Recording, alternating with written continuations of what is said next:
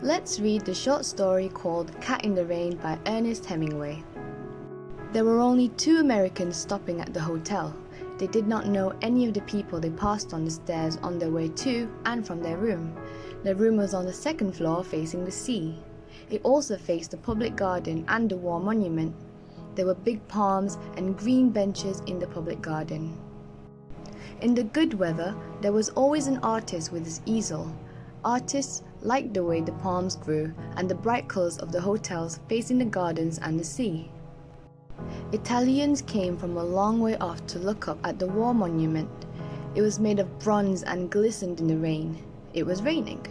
The rain dripped from the palm trees. Water stood in pools on the gravel paths. The sea broke in a long line in the rain and slipped back down the beach to come up and break again in a long line in the rain. The motor cars were gone from the square by the war monument. Across the square, in the doorway of the cafe, a waiter stood looking out at the empty square. The American wife stood at the window looking out. Outside, right under their window, a cat was crouched under one of the dripping green tables. The cat was trying to make herself so compact that she would not be dripped on. "I'm going down and get that kitty," the American wife said. "I'll do it," the husband offered from the bed. "No, I'll get it. The poor kitty out trying to keep dry under a table." The husband went on reading, lying propped up with the 2 pillows at the foot of the bed. "Don't get wet," he said. The wife went downstairs and the hotel owner stood up and bowed to her as she passed the office. His desk was at the far end of the office. He was an old man and very tall. "Il piove," the wife said. She liked the hotel keeper. "Sì, signora, brutto tempo. It is very bad weather." He stood behind his desk in the far end of the dim room. The wife liked him. She liked the deadly serious way he received any complaints. She liked his dignity. She liked the way he wanted to serve her. She liked the way he felt about being a hotel keeper. She liked his old, heavy face and big hands. Liking him, she opened the door and looked out. It was raining harder. A man in a rubber cape was crossing the empty square to the cafe. The cat would be around to the right. Perhaps she could go along under the eaves. As she stood in the doorway, an umbrella opened behind her. It was the maid who looked after their room. "You must not get wet," she smiled, speaking Italian. Of course, the hotel keeper had sent her. With the maid holding the umbrella over her, she walked along the gravel path until she was under their window. The table was there, washed bright green in the rain, but the cat was gone. She was suddenly disappointed. The maid looked up at her. "Ha perduto qualche cosa, signora?" "There was a cat," said the American girl. "A cat?" "Sì, il gatto." "A cat?" the maid laughed. "A cat in the rain?" "Yes," she said, "under the table." Then, "Oh, I wanted it so much. I wanted a kitty." When she talked English, the maid's face tightened. "Come, signora," she said, "we must get back inside. You will be wet."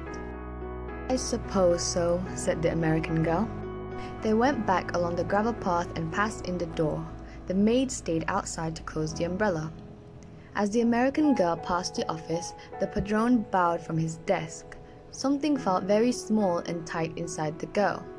The padrone made her feel very small and at the same time really important. She had a momentary feeling of being of supreme importance. She went on up the stairs. She opened the door of the room. George was on the bed, reading. "Did you get the cat?" he asked, putting the book down. "It was gone." "Wonder where it went to," he said, resting his eyes from reading. She sat down on the bed. "I wanted it so much," she said. "I don't know why I wanted it so much. I wanted that poor kitty. It isn't any fun to be a poor kitty out in the rain." George was reading again. She went over and sat in front of the mirror of the dressing table, looking at herself with the hand glass. She studied her profile, first one side and then the other. Then she studied the back of her head and her neck. "Don't you think it would be a good idea if I let my hair grow out?" she asked, looking at her profile again. George looked up and saw the back of her neck, clipped close like a boy's. "I like the way it is." "I get so tired of it," she said. "I get so tired of looking like a boy." George shifted his position in the bed. He hadn't looked away from her since she started to speak. "You look pretty darn nice," he said. She laid the mirror down on the dresser and went over to the window and looked out. It was getting dark. "I want to pull my hair back tight and smooth and make a big knot at the back that I can feel," she said. "I want to have a kitty to sit on my lap and purr when I stroke her." "Yeah," George said from the bed. "And I want to eat at a table with my own silver, and I want candles, and I want it to be spring, and I want to brush my hair out in front of a mirror, and I want a kitty, and I want some new clothes."